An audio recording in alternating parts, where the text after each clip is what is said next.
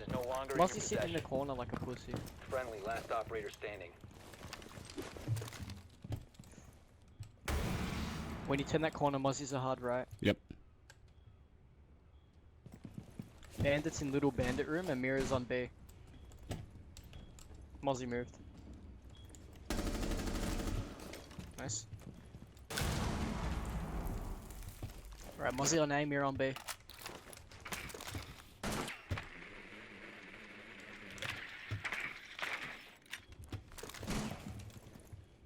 Mozzie's not peeking. Did you get that drone? No. I'm watching it now. I can't see the left door, I can see the main door though. He might be in little bandit room. I don't think I can't see him in there. I think he's a hard right. 4 last operator standing. Mirror B. Oh, that's a mirror there. I That's don't think she's on it. it.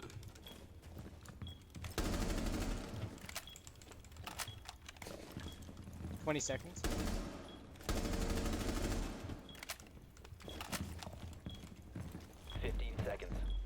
The diffuser is now. 10 seconds remaining. Well played. Oh, I can nearly cook that shot as well, eh? Ah. What is up, my dudes? It's Pac-Man here, and today I'm bringing you guys a tutorial and step-by-step guide on how you can win more clutches during your ranked matches and hopefully win more games as a result of that. So really quickly before we hop into the video, I just wanted to give you guys an update as to what you can expect from the channel. I'll be posting videos every Monday, Wednesday, and Friday as of next week. And the videos are going to be a mix of tutorials just like this, some videos of me analyzing my own gameplay so we can learn together, and analyzing some of your gameplay to show you where you could improve, and really just everything else related to competitive Siege. So if you have any topics you want covered, let me know in the comments and I'll add it to the list. Although I'm not hopping straight back into the challenge, this channel is still going to be completely focused around competitive Siege gameplay. Learning, getting better, and taking you guys with me on the journey so that we can all smash our goals together. Sit back, relax, and enjoy these actionable tips on winning more clutch situations. So for this video, I'm going to be just focusing on individual clutches, where it's only you against the remaining members of the enemy team. I'll probably make a video in the future based on duo clutches, where it's a 2v4 or something like that, but for today we're just going to stick with the individual clutches, like a 1v3, 1v4, or 1v5, or whatever. So as you've seen at the beginning of the video, there was a clip of me hitting a 1v3 on Canal. So I'm going to play that video again at the end of this video, and hopefully some of the things that I'm going to talk about now over the next 5-10 minutes will start to make a little bit more sense when you can see them in action. So let's get straight into it with step number 1, understanding where your enemies are or might be. This is a bit of a tricky one to talk about because a lot of it does come down to your game sense and just, understanding of bomb sites and commonly held enemy crossfires. But it can be improved upon by really just taking a mental note of where the enemies are throughout the round. So if one of your teammates dies, or if you've been shot at by someone, just keeping an eye and keeping a mental note on where they died from and what position the enemy was in at that point. Even to the point, to the respect of if they're in bomb site A or bomb site B.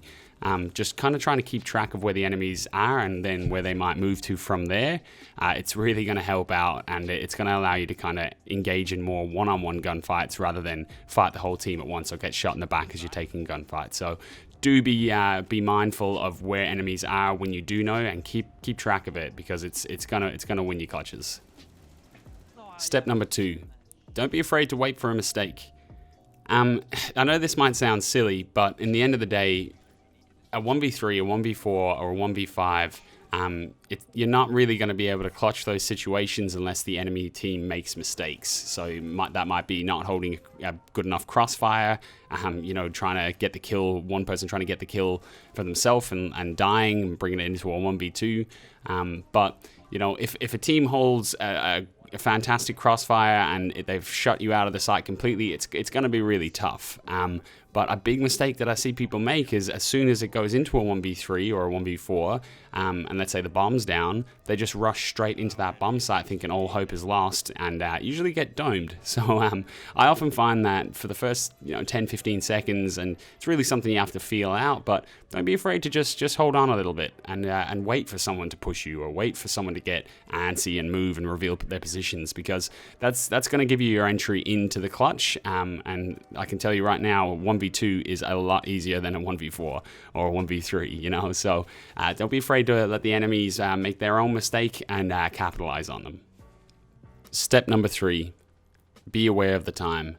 So I know I just talked about waiting for an enemy to make a mistake and try and capitalize on that mistake, but in the end of the day, if the bomb has been planted, you've only got about 35 seconds ish with defuse time to make it happen and win the round for your team. So in those sort of situations, you're going to have to kind of throw caution to the wind and go for it a little bit faster and not spend so much time just holding angles and waiting. But it goes opposite and reverse. When there's 2 minutes left in the round, if everyone gets spawn peeked and it's you 1v3 or 1v4, with 2 minutes left on the round, you've got a lot more time there. You've got a lot more time to relax and drone out and try and pick these guys off one by one and wait for their mistakes. But time is a very, very important factor, especially the higher you get up in the ranks. You really do need to be always aware of how long is left and how much work you have to do within that a lot of time. So just don't just play the game and completely leave out the clock. Keep your eye on it and use it as a resource.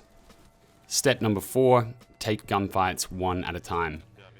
I cannot stress how important this is for clutches, and realistically, it's the only reason some people are really good at clutches and some people aren't. You need to be taking these gunfights one-on-one. If you're fighting 3 people at the exact same time, or you're exposed to angles where all 3 of the enemy team can shoot you at any given time, you're gonna lose. There's no kind of if but about it. You need to try and isolate them and take the gunfights one-on-one, and that can be done through positioning, through the approach you're taking into the site, or the way that you're defending the site. You need to try and isolate people individually. It's imperative, because in the end of the day, sometimes you can avoid it, and the enemy team's played it well. They've double peeked you from different angles, but again, is your positioning correct? Could you have been in a better spot where the other person or one of the enemy team couldn't actually peek you? When they peeked you, they couldn't see you. And I will be making a video around gunfights specifically and how to cut off enemy members through positioning and angling. But just it's a super important factor. If I can get you to take away one thing from this video, it's to try your best to isolate gunfights, take them on 1v1, and pick them off individually. Step number 5, finish gunfights fast. Look, this is a little bit of an easy one. In the end of the day, everyone's going to want to finish gunfights fast, shoot them in the head, butts, they're done. But when you're in a 1v3 or you're in a clutch situation, it's super, super important to try and finish that gunfight on the first encounter or straight away afterwards. Because if you get someone in your crosshair during a clutch, and you tap them up a little bit, but they get away, and maybe you start having to fight them for a little bit longer or try and be wary of them, it's just going to make it exponentially harder. You have to, once you've got someone in your line of sight, you need to put them away fast. You need to take them down, because if you let them rotate back to sight or rotate to get a better crossfire or a better angle, the enemy team's going to know your positioning. They might have already, but in the end of the day, they're definitely going to know your positioning now, and that person got away with its life, and it's still a gun, so it's still another angle you're going to have to be aware of. So you should always be trying to finish your gunfights fast by shooting in the head, but in a clutch situation, if at all possible, don't dilly-dally, go for the kill, straight to the throat, and take them out once you see them. Step number 6, use the bomb sound as an advantage. So as most of you guys are going to know, the bomb makes a sound upon planting and defusing, a specific sound for each. And what you won't find in lower ranks is people using that to draw out enemies. In the higher ranks, you will always find it, near every round if it's an option. It's super important, because in the end of the day, as an attacker, you don't want to let the enemy defuse the bomb, because you're going to lose the round, and as a defender, you don't want to let the enemy plant the bomb, because it just gives them a massive advantage. So it's gonna be a tool that you're going to be able to use to draw out enemy positions. So let's say if you're attacking, Or if you're coming in to defuse a bomb that's been planted, you're trying to peek around corners, you're almost standing in the middle of the room, but no one's showing themselves. Start defusing the bomb, pick it up, hit it a couple times, and draw out the enemy. You know, they're going to have to peek you at some point. But use it as a way to kind of, you know, get them to show themselves, reveal themselves. So you hit it a few times, you start to hear the foot cues, have a look, see if you can get a quick headshot, go back to defusing again, try and draw out the second. It's something that you have to get practice with. You're going to have to learn it and learn the timings of it, but look, honestly, it's a huge factor. You never see it in the lower ranks. People just don't seem to fake defuse or fake plant. But in the higher ranks, it's used all the time. It becomes such an intense mind game, and yeah, it's a way to put your enemies in an uncomfortable position and make themselves reveal themselves. And finally, step number 7: listen to the communications of your team. So look, in the end of the day, when it's a 1v3 or 1v4, especially as a defender, most of the time you're going to have, you know, Val cams hanging around, or bulletproof cams, defaults, Maestro cams, and enemies cross by or don't cross by. Both things are equally as important. So, you know, when you're in a clutch situation as a defender, especially, you don't want to ever really be on cams as much as possible. You want to have your gun out and be ready to take a gunfight at any given time. But your teammates are all dead, so hopefully they're going to be on the drones, and you can tell them, what do we have on cams? You can ask them that question.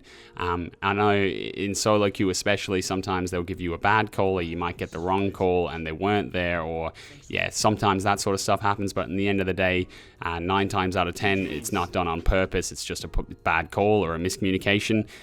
So, you know, try not let that one affect you too much. And over the long run, you do really need to be listening to your teammates and listening to their calls. Be their puppet, you know, let them feed you the information about where people are and where they're not, you know. So if there's someone that's holding a cam for the back, let them sit on that cam where no one's passing, so that, you know, you don't have to worry about that side, or yeah, anything like that. So listen to your teammates' communication, tie it in with the other steps in this video.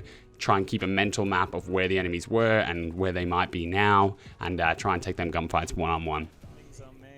Look, guys, in the end of the day, like I said before, clutching is difficult, and usually you won't be able to actually hit that clutch if the enemy team doesn't make a mistake, if they don't allow you to get that clutch. And it's something that can be improved upon. It's something that you can become a better clutcher over time through practice and repetition. But hopefully some of these things that I've talked about so far in the video are going to at least give you something to work on, or something to be mindful of to help you out in those situations, right? So look, I really hope you enjoyed the video, and you can take something away from it. Please smash that like button and hit subscribe. There's going to be tons more tutorials just like this coming out very soon. So yeah, I'm going to leave you with that clip that I spoke about, that I showed you at the beginning of the video, so you can write down in the comments which steps that I've talked about you see in the clip. And yeah, enjoy, guys. Peace out. When you turn that corner, Mozzies are hard right. Yep. Bandits in little bandit room, and Mirrors on B. Mozzie moved. Nice. Alright, Mozzie on A, Mirror on B.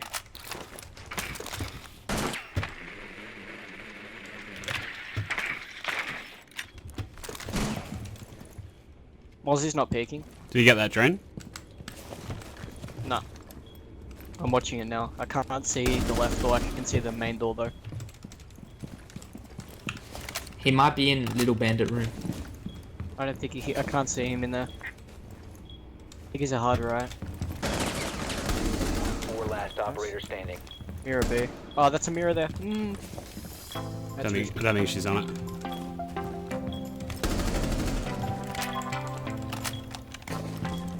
$20 seconds.